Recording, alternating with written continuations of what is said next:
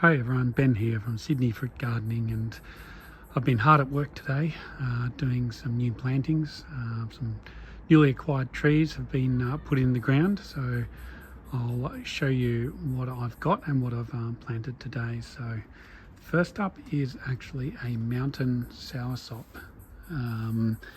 So this is a variety of soursop that's more cold hardy. A lot of people say that it actually tastes quite horrible, but I've got it on good authority that this one, or this particular seedling, comes from a fruit or a tree in cultivation in Argentina that apparently actually tastes good. So look, you don't know until you get the fruit, but I picked this one up from a fellow collector here in Sydney. I won't mention his name. I don't know if he watches, but he knows who he is. He knows his stuff, and he let me have this beautiful looking tree. So it did get a bit of sun damage on those hot days that we had recently, but overall it's pretty healthy. So yeah, look, it's doing really well. I just put it in today. It's going to share a bed with the black sapote there.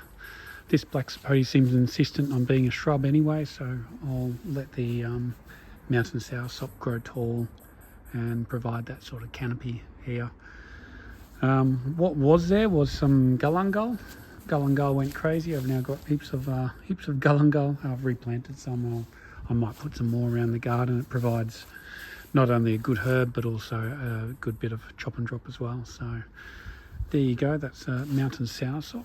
If you just have a look at the leaves, I'll compare them for you to the true soursop in a moment. You can see there the veins are more pronounced on the leaves. They're kind of a matte colour rather than shiny, except for the new leaves. The new leaves actually do resemble more your traditional soursop. So yeah, that's the mountain soursop, and if I'll just show you now the true soursop and the leaves on the true soursop. There you go, sort of less ruffled, if you will, a bit more glossy. This soursop will go in the ground, I think, next spring. It's just doing really well now in this pot. It'll come inside for one final winter, and then it's going to go in the Panama berry spot. All right, well, I'll take you around now to the next planting. So over here, I wonder if any of you can guess what this is. Again, this was from the same collector, and again, it's a selection of, supposedly a really good selection of this fruit tree. So have you guessed it yet? It is from the Artocarpus family, same family as jackfruit, breadfruit, quaimuk, but it's none of those. It's a lacucha, or a monkey jack. So that's this particular plant here. Apparently it does go deciduous a little bit in spring. It is very cold hardy, handles temperatures I think into the -2 or so. So it's just going here. I'm starting to run out of usable space, guys, so it's going here in front of the apple espaliers. Some of these apples tend to get burnt with the hot sun, so a little bit of protection won't do anybody any harm. It's got kind of ruffly, well, it's sort of a rough, just a rough kind of surface texture. You can hear that. So they're the leaves, and apparently this particular selection tastes a bit like, has some apricot flavours to it. So can't remember the rest of what he said, but yeah, look, it does seem like a good tree. Again, quite an advanced specimen, so I'm really happy to have that. And that's I think that's going to do well in that spot there next to the peach tree. The peach tree I'm going to try and prune to keep it small. This was actually meant to be a dwarf tree, but the nursery got the order wrong, and I didn't fight it. I just planted it, and I'll prune it small. So yeah, look, when I come into winter, I'll prune that back down to be a small tree and give this one enough space. All right, we're at the front now. This is a big, wonderful pomegranate, which is wonderfully loaded this year. But this is the other planting.